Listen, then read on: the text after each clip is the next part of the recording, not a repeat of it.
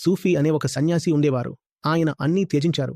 ఆయన నివసించే ప్రాంతంలో నీరు చాలా తక్కువగా ఉండేది. అది ఎడారి ప్రాంతం. ఇసుక ఎక్కువ, నీరు తక్కువ. ఆయన ఇలా అనేవారు, మిగతావన్నీ వదిలేశాను, 2 వస్తువులు మాత్రం నా దగ్గర ఉంచుకుంటాను.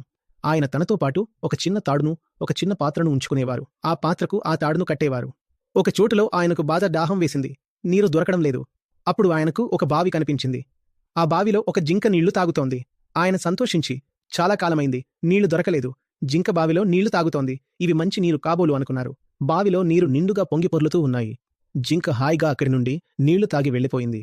అప్పుడు ఆయన కూడా ఆ బావి దగ్గరికి వెళ్లి నీళ్లు తాగుదామని అనుకున్నారు. ఆయన వెళ్లి ఏం చూస్తారంటే నీరు తక్కువగా ఉంటాయి. జింక ఉన్నప్పుడు నీరు ఎక్కువగా ఉన్నాయి. ఆయన తన కళ్లను నమ్మలేకపోయారు.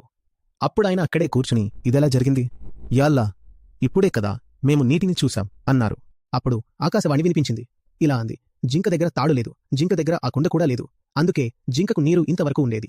నీ దగ్గర తాడు ఉంది కదా, అందుకే నీకు నీరు ఇక్కడి వరకు ఉంది. నీ దగ్గర పెద్ద సాధనాలు ఉన్నాయి కాబట్టి నువ్వు చేరుకోవాలనుకున్న లక్ష్యం నీకు దూరం అయిపోయింది. నీకు తెలివితేటలు చాలా ఉన్నాయి కాబట్టి నువ్వు పొందాలనుకున్నది కష్టమైపోయింది. నీవు నీరు దూరంగా ఉందని అనుకుంటున్నావు, అందుకే తాడు కావాలి అనుకుంటున్నావు. కాదు కాదు, నీ దగ్గర తాడు ఉంది కాబట్టే నీరు దూరంగా ఉంది. జింక దగ్గర తాడు లేదు, అందుకే దానికి నీరు దూరంగా లేదు.